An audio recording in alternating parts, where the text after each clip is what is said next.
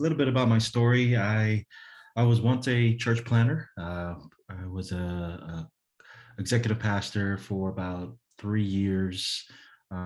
Started back in 2018, and I was my family and we didn't know what we were doing, but we just had this hunch of planning a church.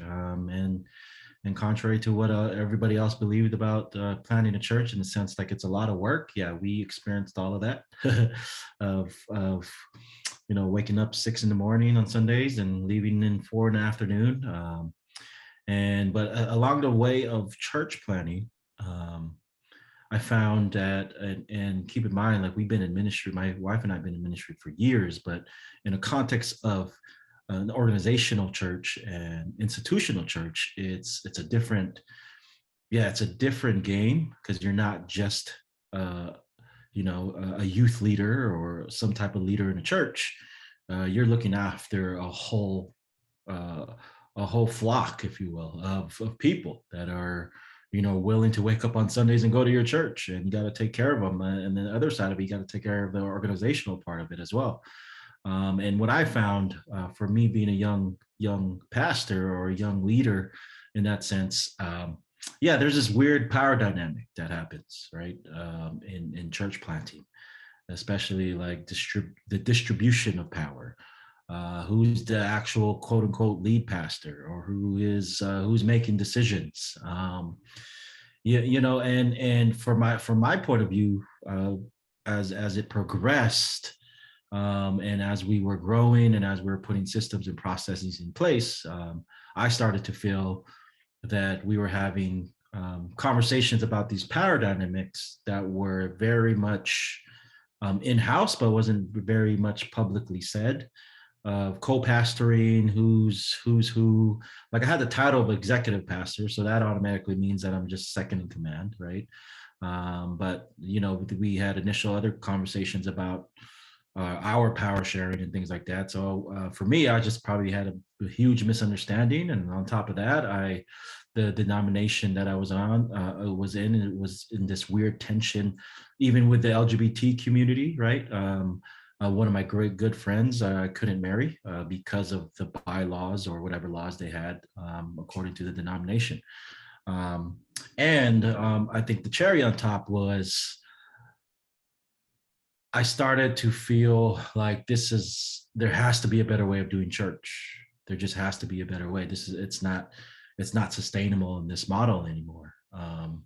Especially in the era that we're in the society and culture that we're in, and there's different meanings to being a Christian now, right? So that in itself, I was, I was questioning that theologically, and emotionally and spiritually, I was just getting drained. And I didn't. My wife and I and our family did not know how to church plan in a healthy way. And so my family and I decided to step back from ministry in 2022 or 2021 during the pandemic of July. We just said enough is enough. This is not healthy for us. Why go through all of this? And we just started our journey of deconstructing the church. And but the funny thing is that I'm still in this spiritual journey, because I'm in seminary now. So I'm in my last semester at Azusa Pacific University, and I'm still on this search of figuring out what the true meaning of church is. There's new ways that the Spirit is leading us as a country, and figuring out what this church really means, what church really means, and I'm into all of that. And this is how I found a Small Church Big Table.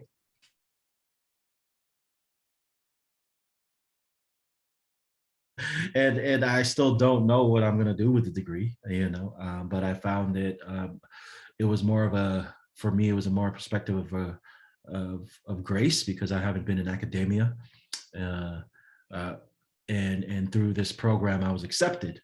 But when I'm finding out about this university and academia, at least in Azusa Pacific University, they're in the same mission that I am in my last semester.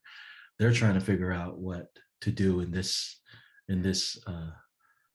um, in the state that we are as a country and look the outlook of the church. So that in and itself is just is out of more curiosity. Not sure ultimately what I'm going to do with the degree.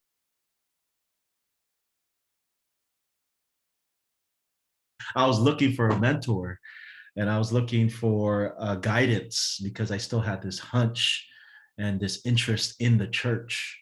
And it so happened that I was searching Google, and Google's a gift and a curse, but it was a gift in this case of me searching pastoral residency. And you still had a post back from, I don't know, 2017, I think it was, in Fuller about pastoral residency.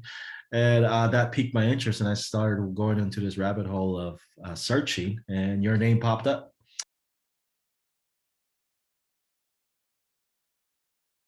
Yeah, I did. But it was more of in the corporate world. It wasn't more so in the church world or the spiritual world is more of like, the corporate leadership type of deal. But as far as spiritually and theologically or church wise, church leadership, not so much as I am in right now. That's for sure.